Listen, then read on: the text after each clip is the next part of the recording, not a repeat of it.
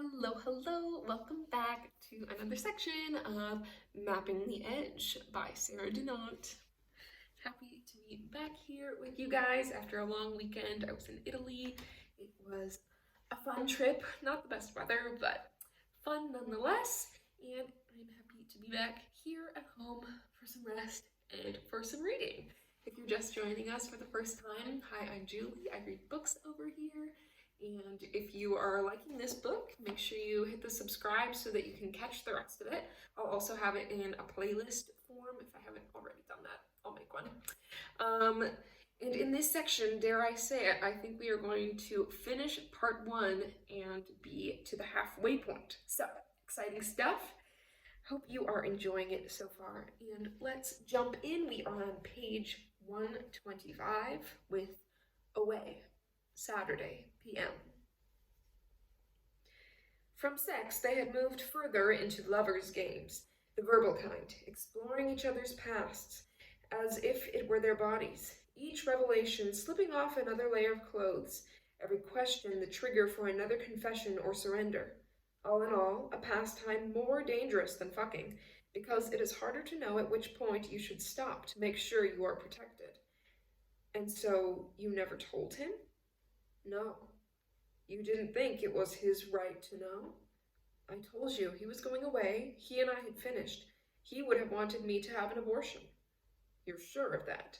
Yes, I'm sure. How would you feel now if he found out? How would you feel if he found out now? How could he? I don't know, 100 different ways. You and she are walking across a park one Saturday afternoon and he comes toward you and on the path, him and his family. As you pass, pretending not to recognize each other, he glances at you, then at her, and there she is, the daughter he didn't know he had. She doesn't look anything like him, and he was never that observant. She rolled over onto her back and stared up at the ceiling. The shutters were still drawn, though the sun had dropped beneath the axis of worse damage. The bed was a ghostly raft in the middle of a sea of charcoal air. She felt an extraordinary sense of physical comfort, lying there, as if she were being held suspended in the palm of a huge hand in midair. What is sex? Was that the pull between you? I suppose, was it sex? Was that the pull between you? I suppose so. It was very sexual. Like this? No, not like this. Different. How? I think it was something to do with anticipation. The fact that we never knew when we were going to see each other. When we actually made love, it wasn't always that great. But I'd been waiting for so long it didn't matter. Do you think you were obsessed with him? She imagined the fingers of the hand unfolding slowly, one by one. It was like flying. Everything would be fine as long as she didn't look down. She could do or say anything here. Even the most painful memories would hold no terrors. Obsessed? I don't know what the word means. I know there were times when I couldn't think of anything else. I used to stay in every weeknight in the hope that he might get free and call me. It felt like I had a disease I didn't want to get rid of. I suppose that's a definition of obsession, yes. Did it scare you? When it was happening? Sometimes.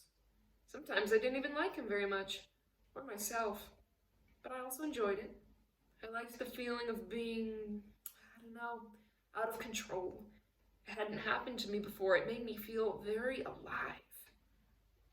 Of course, for all her feeling of security, she knew she could still fall. Anyone can always fall. But then that too was part of the excitement. From so many years now, she had been more worried about Lily than about herself. Now, suspended here in time and space, she had become a lover rather than a mother. She had crossed over, and the pleasure was partly in the risk. This was absolutely why she had come. She knew it now. Welcome back, Anna, she thought. Welcome back. So what happened between you in the end? That's a good question. I used to think that he finished it and I got mangled, But now I'm not sure anymore. In a way, I think we both ran out of energy. Or rather, the energy that we had went sour. I felt I don't know the word, soiled for a while afterward, as if I had bought counterfeit goods, squandered a part of myself on something that wasn't worthwhile. It made me kind of crazy. But I got over it, eventually. What about him? What did he feel? I don't have a clue. When I saw him again 9 months later, he said he'd been gutted. He told me that he'd missed me every day of every week, but he had a talent for telling people what they wanted to hear. It comes with the business. I think he was probably too busy to care. 2 kids, wife, big job, public life, and so many people wanting him. I can't believe he noticed one loss. Yet you still slept with him again. Only because it was over, and I knew I wouldn't feel anything. And did you? No, not a thing. It was rather weird. I remember that after he left, I sat up in bed and read a book. I got quite into it. And then there was Lily. Yes, then there was Lily. Was that deliberate? She paused. I didn't think I'd get pregnant, she said carefully, knowing that this was not an answer, but also knowing it was the only one she could or would give to herself, as well as to other people. And you didn't mind if she'd been conceived that way?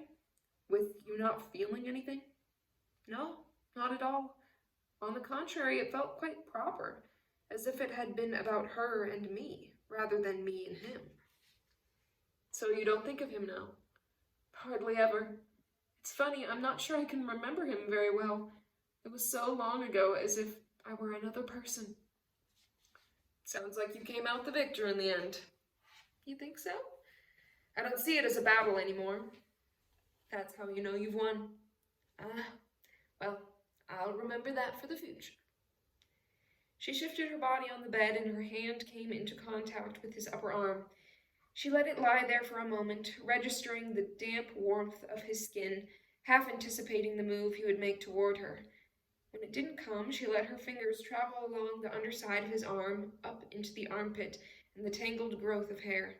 She tugged at it gently. She imagined him turning over toward her in playful revenge, pulling himself on top of her, his weight pinning her to the bed. It was almost cool enough now to make love again. They would lie there, their bodies sticking together, then sucking apart. Still, he didn't react. She moved her face close into the air, breathing in the tangy scent of his sweat. The strands were long and surprisingly silky, like a child's, not at all the same as the wiry, tight curls of his crotch. She ran her tongue through them, licking and probing, imagining in turn the pleasures of his mouth as it made its way down through her hair. The thought aroused her further. She continued her journey, marking out a pencil trail of saliva down along the inside of his chest. His skin felt softer here, younger almost. She thought of Lily's tender, flawless surface, so delicate underneath the arms that you felt it was not properly formed yet. She thought of the way they would lie together when Lily was falling asleep, she using her finger like a feather playing across her daughter's back, tracing the chicken wing outline of her shoulder blade and on into the armpit underneath.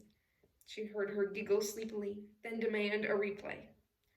For 6 years, Anna had been perfecting the skills of how to touch skin, and all the time the line between the sensual and the sexual had been thin as a thought and as thick as desire. She couldn't understand how anyone could ever confuse the two. Yet, crossing back into adult flesh now, she was amazed to realize how much she had learned, how much more she could feel the particular pleasure that comes from being the one doing the feeling.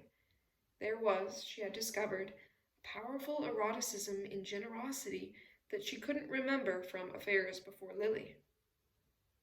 His continued refusal to respond made her more excited. She slid her hand down over his stomach toward his prick. It stiffened slightly at the anticipation of her touch. She thought about pursuing it.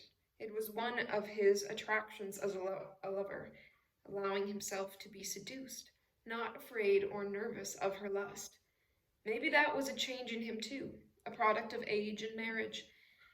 Probably if they'd met 20 years ago, they wouldn't have found each other nearly so intoxicating. But the pull was more than sex. It was also about the power of secrecy, things that were hidden, truths only half told, the potent intimacy of strangers. In the quiet light of the encroaching evening, what they said to each other continued to be as erotic as what they did. So, let's move on to you, she said, shifting herself onto one elbow to look down at his face while her fingers continued walking. What grubby little secrets have you got that you need redemption from? She poked him gently in the ribs. Come on, let's hear it. The eyelids flicked open. Hey, then don't stop. I like it. Well then, answer my question. What should I? Because it's your turn in the witness box. I want to see you under cross-examination. He shook his head, smiling. I warn you, I'm devious. Under pressure, I'll plead the Fifth Amendment. If you don't answer, I'll stop touching you. Okay, I give in. He opened his eyes and looked directly up at her. You already know all there is to know about me, Anna. I'm a married man who shouldn't be here, but who can't keep away. He smiled. Maybe it's your fault. First, what was his name? Chris? Now me. Maybe you're the kind of woman who lures married men onto the rocks with your siren song? She laughed, but they both knew it wasn't true. To be a genuine siren, you have to be deaf to all other songs but your own. And Anna already had too many voices playing in her head. Bullshit. You're just trying to shift the conversation back to me again. Okay, so you start. Tell me what you see. She thought about it. I see a man who is easily bored, someone who is used to getting what he wants, and who therefore wants what he can't have. He made a face.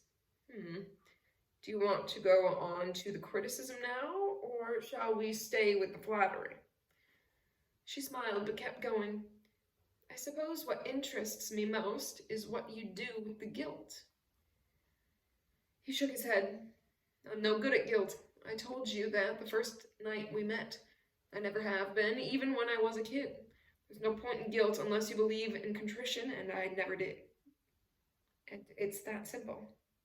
Probably not, but at least it's honest. Honest. You know, you use that word a lot. Yeah, well, I think I am.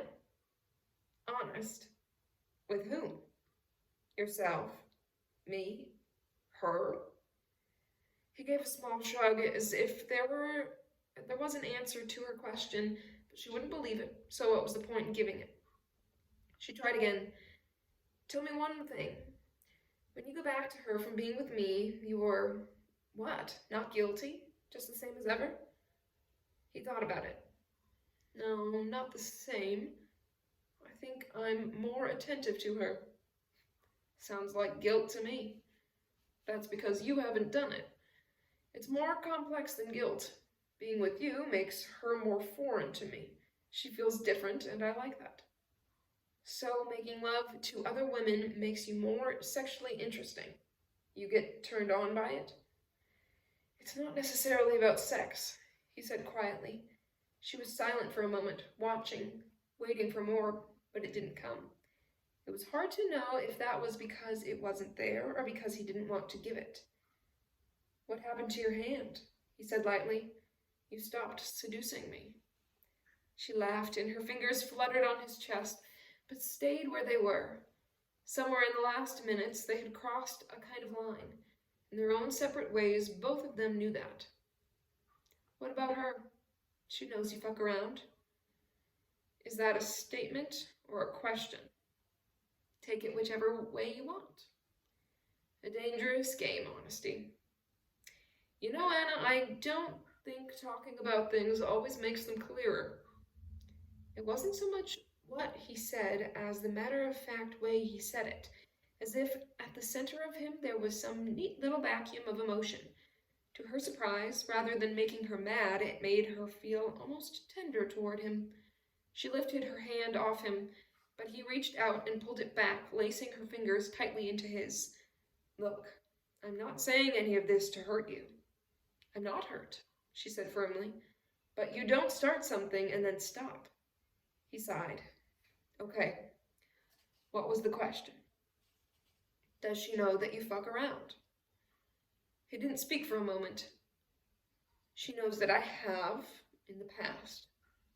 In her mind, she saw the luggage carousel again, the Busby Berkeley dance of a dozen identical well-dressed cases, each with its own set of initials lovingly engraved. Samuel's girls. She had been right. He paused. But she doesn't know about this. The carousel stopped, her case under the spotlight. A Ruby Keeler smile for the camera. And what if she did? He held her gaze.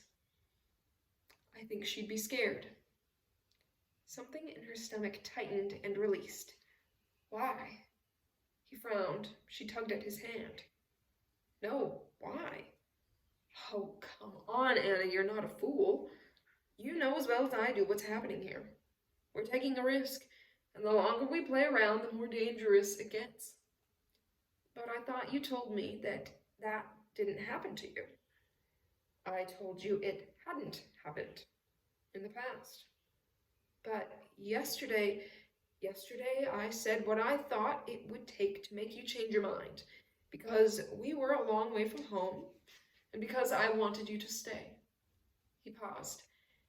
And since we're being honest here, maybe you should admit that I said what you wanted to hear as well. Face it, Anna, you're as messed up as I am on this one.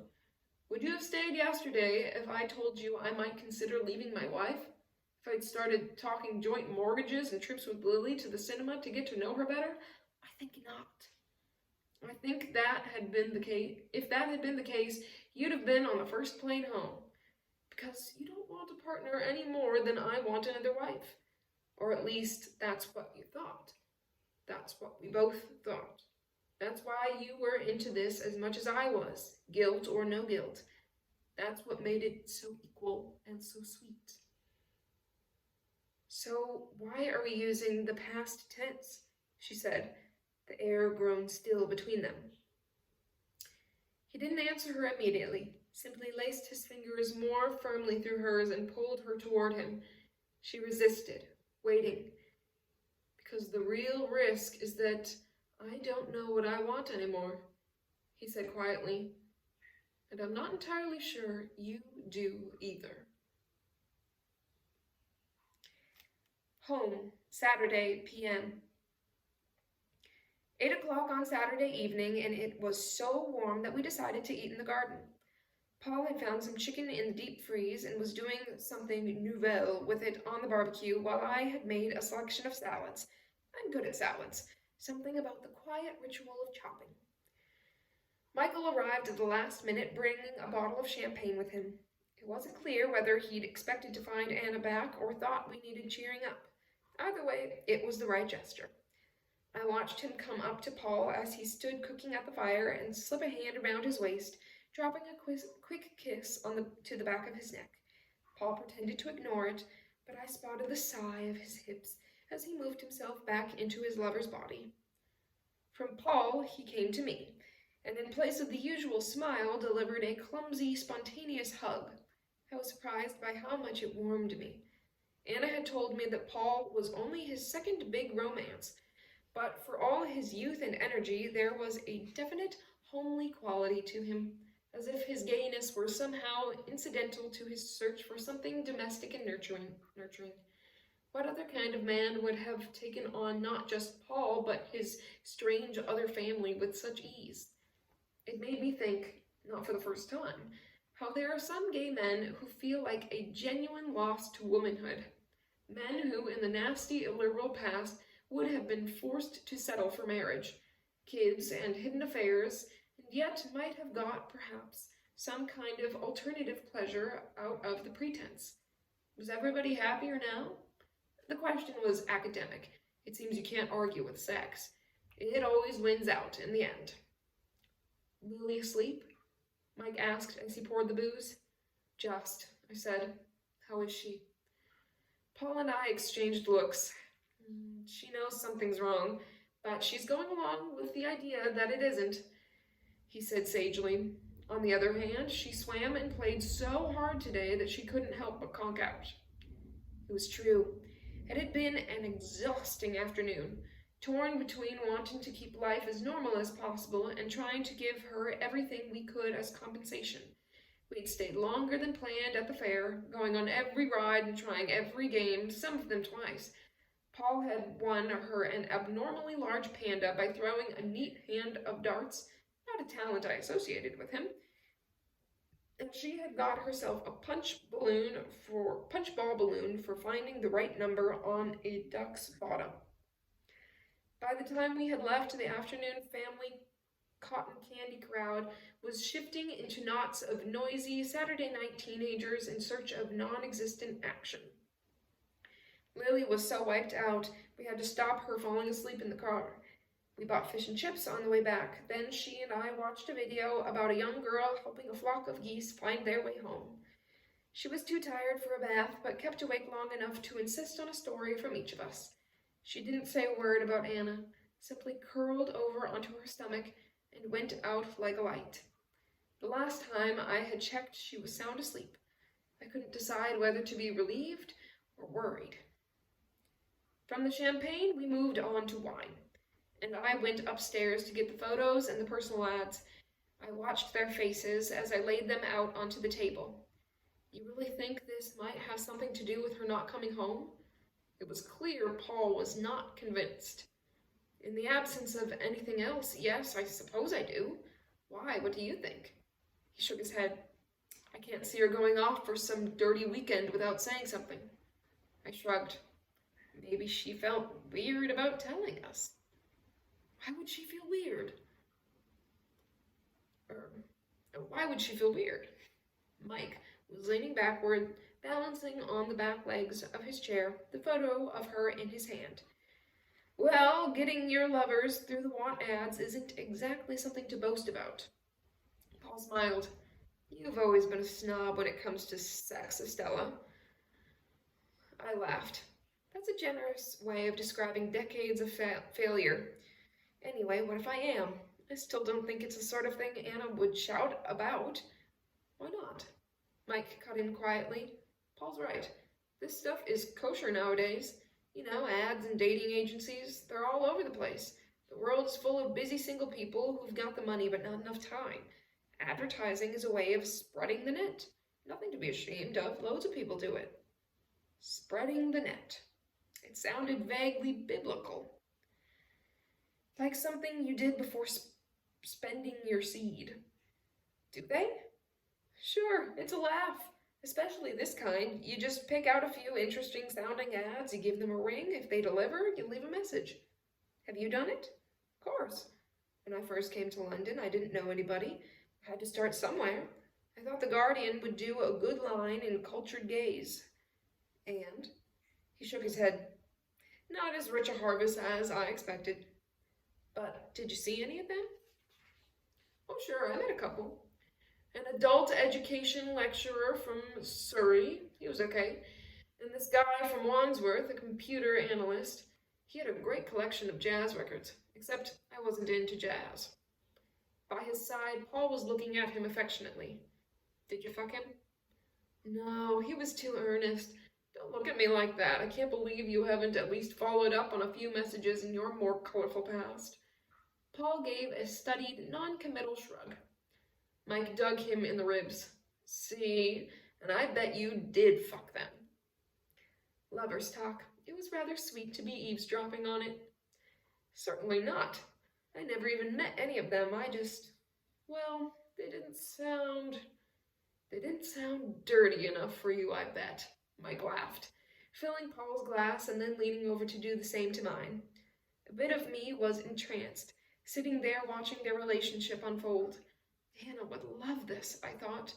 The booze, the company, the teasing, and the chatter. It reminded me of evenings we used to have a long time ago when we all had more time and energy. But Anna wasn't here, which is why we were. I shook my head. I think it's different for women. For gay men, it's probably another kind of cruising. Paul smiled at me benevolently. This, darling Stella, is not cruising. Far too round about the houses. Cruising denotes action. This is more head entertainment.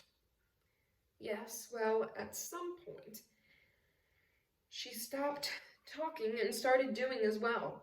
Or at least that's what her phone bills say. I found it in a folder after I'd put Lily to bed. The telephone quarter to the end of June showed the soulmate's number clocking up pound signs in clusters of 3 and 4 sessions a week through the end of May into June. Then, midway through the month, it stopped. It was now the middle of July. We all sat looking at them. Boy, this stuff is expensive, Mike whistled softly. No wonder I never had any money in those first few months. Does this bill mean a lot of calls or just a lot of windbags? The latter, if my experience this afternoon is anything to go by. But see, when the phoning stops, either Anna got tired of listening or she found someone. Paul shrugged. And you say you called some of these guys that she rang? I nodded. They were still available. Not all of them, but a few were. What were they like? Pretty hopeless. Not the kind of men Anna would go for? Not at all. Not unless... I hesitated over the words. Not unless she was in some way desperate. There was silence. I wondered whether maybe you two getting together has made her feel, I don't know, more alone, excluded. We've been very careful around her, Paul immediately on the defensive. She knows it wouldn't change anything. I know that. I'm not attacking you. I think you've both got it wrong, Mike, cutting in, sounding quite sure of himself. Got what wrong? I said. This whole thing. Anna. I don't think she's desperate at all. I think she's just been thinking about this stuff.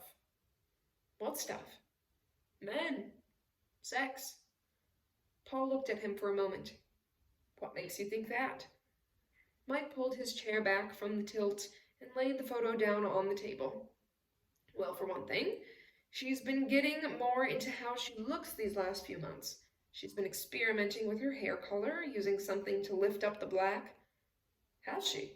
Paul again. Yeah, she and I talked about it.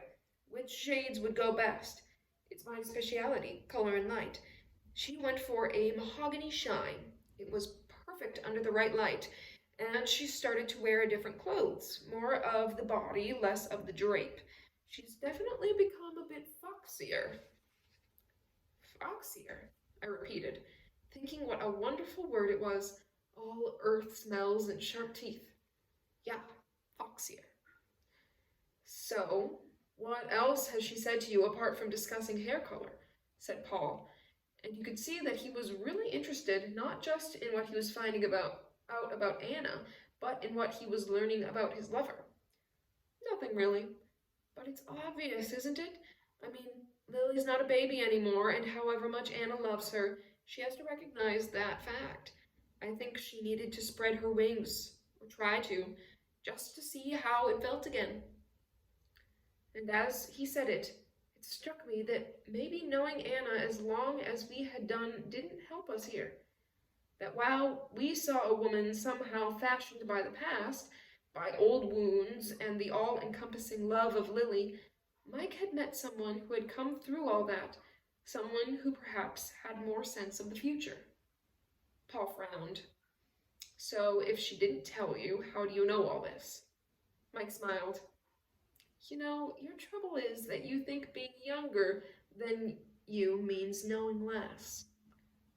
I do not, Paul guffawed. What a fucking cheek. Mike grinned, enjoying the joshing. Listen, it's simple.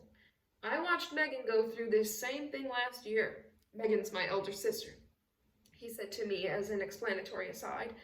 Her husband walked out on her, 3 years ago? Leaving her with 2 small kids. She's been a really good mom.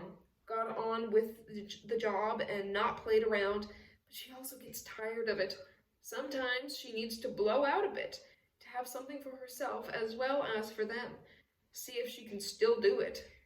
I think something like that is what's been happening to Anna.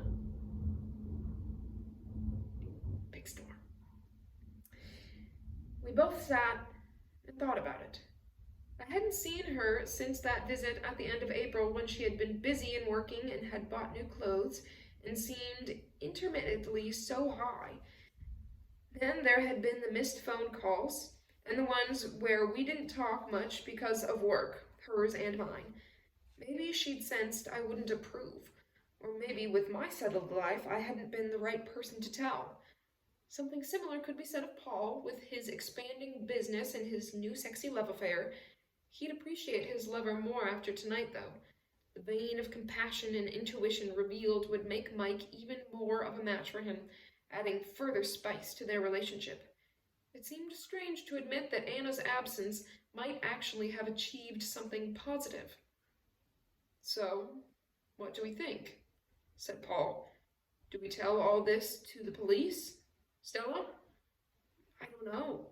What is there to tell? You're right, we have no proof that her not coming home has anything to do with these ads. And even if it had, how would we ever know which one it was? She circled 10 or 15, she could have called 100. She might have answered ads elsewhere or even put one in herself. We could be chasing them for weeks." "Yeah, I suppose. If you're getting up, Mike, can you bring out another bottle of wine from the rack and stick your head into Lily's room, check she's asleep?" "Sure." He gathered up the plates and walked to the kitchen door, then turned back as he got there. "Hey, have you guys got the answering machine on?" Paul and I exchanged glances. "No," I said. "I turned it off when I checked the messages. Why?" "Because I think there's someone talking in the hall." Away, Saturday, p.m. As he stood aside from the door, she had to steel herself not to run. This time she noticed everything. The 4 other closed doors on the landing, the bars on the window halfway down the stairs, the main door at the bottom, dark, heavy wood, apparently impenetrable.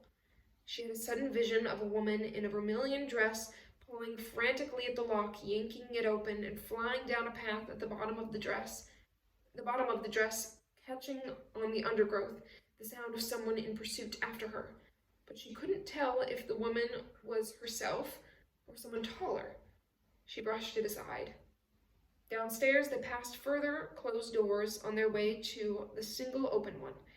Even if he lived like a hermit, he would need a kitchen and a bedroom at the very least. In one of them would be her passport and ticket, and a window that opened onto the world outside. Don't rush it, Anna. First Lily, and food. After, she would put her mind to ways of leaving. The place was transformed for evening. Fat church candles on the mantelpiece and windowsills, and music, devotional, young voices recorded in old spaces, echoing through the room. On a blue damask tablecloth laid on the floor in front of the fireplace was the food.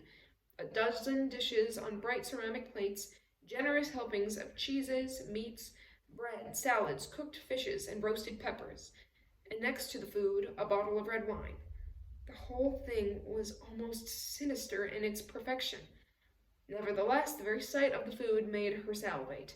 She turned away from the fire and looked around for the phone. It was already in his hand. She thought of his obvious lie when he had tried to call the taxi. He wouldn't dare try that again, would he? "I'll dial for you," he said quietly, "to be sure you get through to the right place." He punched in some digits. She hesitated. Did he really know her home phone number?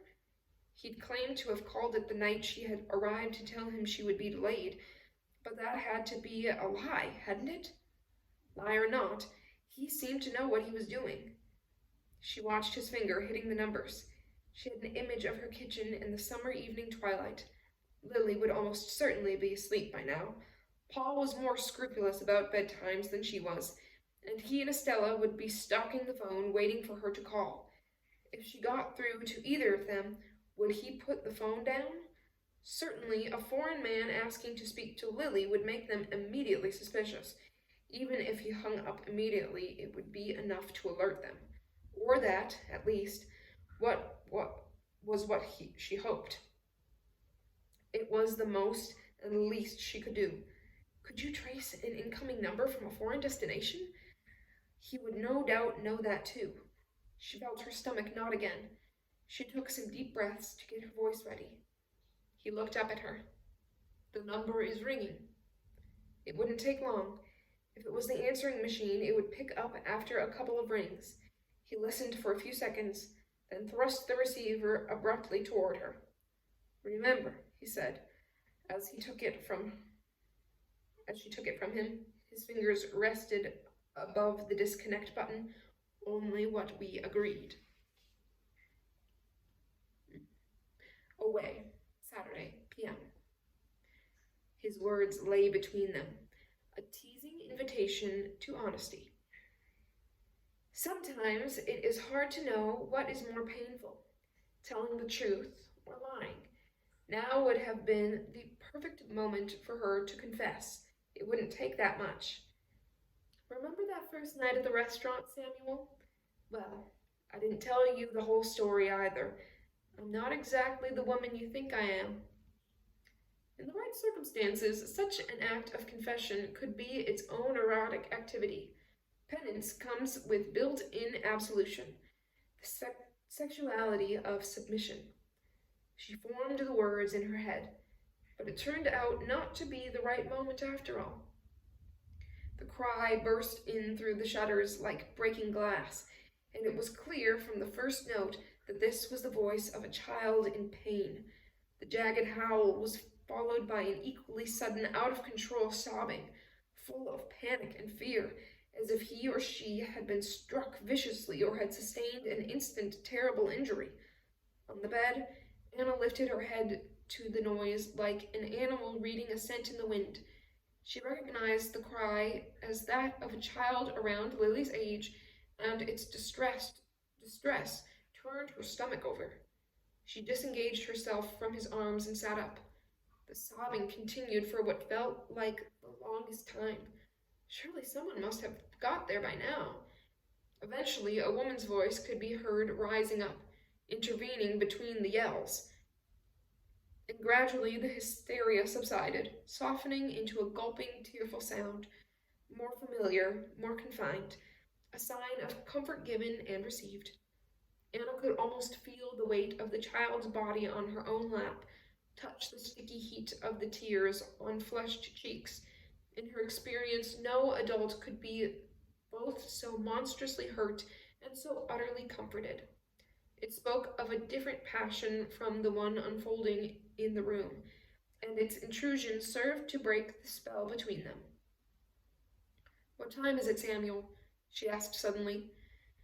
He smiled, acknowledging the loss of her gently, as if it were a bet that he had always been willing to lose.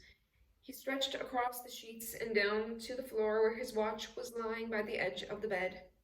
"See? No need to panic," he said, scooping it up and presenting it to her face upward. "She'll still be awake. It's always an hour earlier in London." She pulled himself off the bed and moved across to the shutters to let in the pastel shades of a gathering twilight. "Give me a couple minutes to get dressed and get out of here. I'll order the first course while you phone."